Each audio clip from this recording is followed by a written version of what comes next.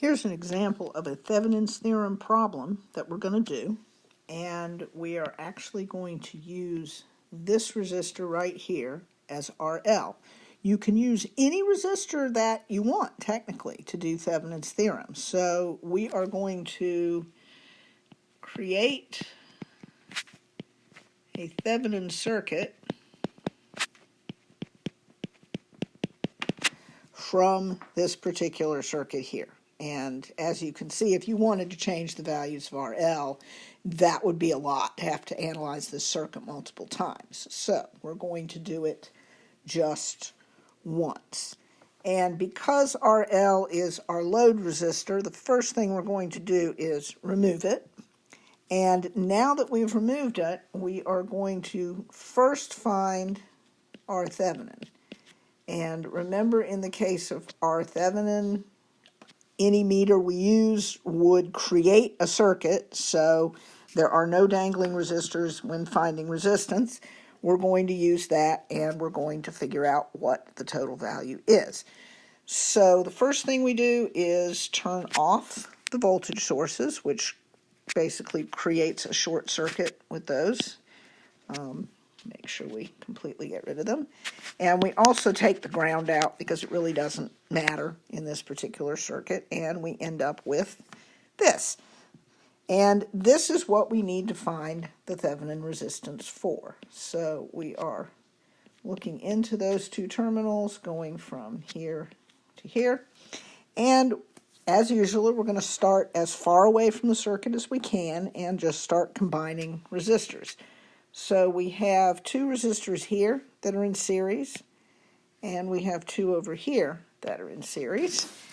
And at the top, we have 100 plus 470, or 570 ohms for those two resistors at the top.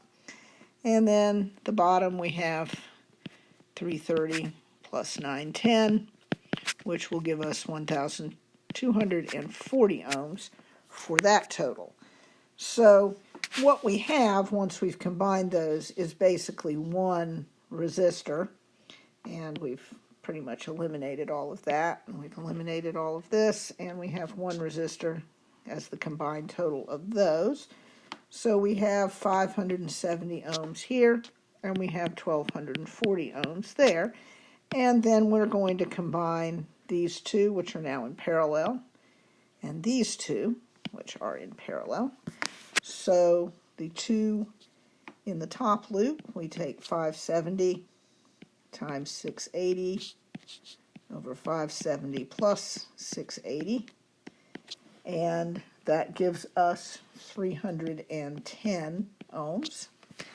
And then the bottom part, the bottom loop, we take 560 times 1240 over 560 plus 1240, and that gives us 386 ohms. So after we do all that combining, we have a circuit that looks like this. We have a series circuit in which we are still finding our Thevenin from this point to this point, and our Thevenin is now going to be the three resistors added up. We've got 310 plus 386 plus 220, and that gives us a final value of 916 ohms. So that's our value for our Thevenin. Now, we're going to go and figure out what Thevenin is. Thevenin is going to be the voltage between these 2 points. And again, when we're finding voltage, we just measure it across a gap. So we have one resistor down here that does not have any current in it because it's dangling. So we're going to get rid of that. And when we do, we end up with this funky looking circuit. And we do need to make it clear that the Thevenin voltage is actually the voltage at the top and bottom of the plus and minus sign. So for simplicity, we're going to call this point A, and this point B, and V Thevenin is going to equal VAB. So what do we do to figure this out? Well, we're going to get rid of this for right now. And these are two loops or meshes that do not interact. So the 90-volt source is creating a current that is going around in this particular mesh counterclockwise, and then the 120-volt source is creating a loop that is also going counterclockwise. And we're going to figure out what the values of the current in each loop is. There's no interaction, so we can just use Ohm's law. And I'm going to label the top current I1 and the bottom current I2, but we're really not doing mesh analysis. We're really just using Ohm's law to figure out the value of the current. So in the top, we take the total voltage, which is 120 volts. We divide by the total resistance, which is those three values added together, and we get a value of 96 milliamps. The second current, we take the total voltage of 90 and divide by 330 plus 560 plus 910, and we get 50 milliamps.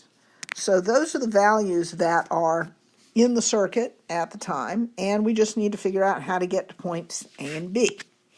So I'm going to take out some of these arrows just to make it a little less confusing. And we're going to figure out how to get to each point. First of all, we determined that the current was going this way through this 910 ohm resistor, which means the voltage is dropped plus to minus across there, which means that the voltage at point B is just the voltage across the 910 ohm resistor. So we know that there are 50 milliamps of current going through there. So again, all we're going to do is use Ohm's law. We're going to take 910 ohms and we're going to multiply it by 50 milliamps, and that will give us 45.5 volts. So that gets us to point B. That was actually the easy one. So that we don't forget, I'm actually going to put the value of this voltage right here, 45.5 volts. And I guess I will put the B back just so we remember what it is. And I'm going to make myself some calculation room here. So I'm kind of going to get rid of this and this up here because we actually know what these values are now. And we're going to figure out how to get to point A. So we know we have 50 milliamps here. And we know on this side that we have 96 milliamps here.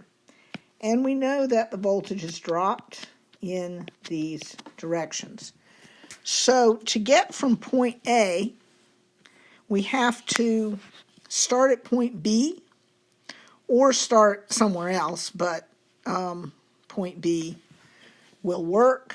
There are other ways we can do this, but basically we're just going to have to work our way around the circle to get to point A. But we know all the voltage drops.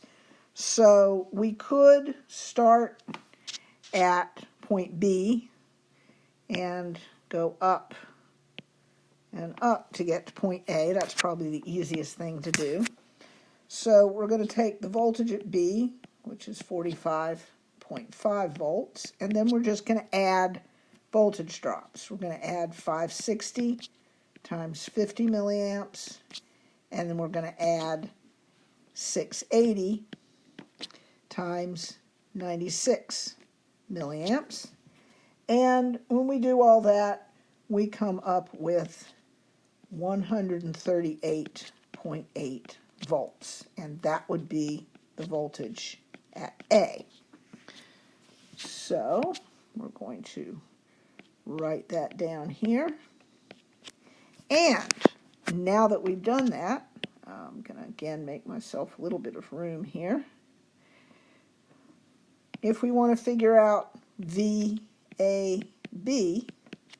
that's just VA minus VB, which is 138.8 minus 45.5, and that gives us 93.3 volts.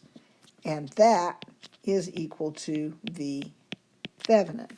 So if we were going to now go and draw the Thevenin circuit, which sometimes you are asked to do, we would make a voltage source, and we would label it the Thevenin, and then we would put in our Thevenin, and that is considered to be the Thevenin voltage source. We're not actually going to worry about the load resistor at this time, so we would just label the voltage as 93.3 volts for the voltage source, and the series resistance would be 916 ohms, and that would be the Thevenin circuit. Now that we know that, maybe we want to find out how much power would be dissipated if we had a resistor that could give you maximum power. So we could, if we wanted to, put RL in, and remember RL initially was 820. That was the initial value of 820, and we determined that was not going to draw the maximum power. So we actually would replace RL with 960 ohms, 16, and then the power could be calculated a number of ways, but probably the best way is to just take the current of the 916 ohms and square it and multiply by 916, and the current of that is just going to be the circuit current, which is 93.3 divided by 2 times 916, since that's the total resistance, and that gives us about 51 milliamps, approximately. Then if we go through and take 51 milliamps and we square it times 916, it gives us about 2.375 watts. That may be decimally a little bit off, since my original calculations had more decimal points and I've been rounding all along. But that's approximately the amount of power dissipated, and this would be the maximum power to RL if it's equal to 916 ohms. If not, then it would be a different value. But that would give you the value if it was that value. And we can actually go then, if we wanted to replace the original RL with its maximum power value, we would just end up with a circuit that looks like this. And now this absorbs the maximum power from the circuit and would be a good choice if that particular value wanted to be the one that we supplied the maximum amount of power to. So that's one example of how to do Thevenin's theorem. It mainly just takes practice, so start working on the homework, and we'll see you again.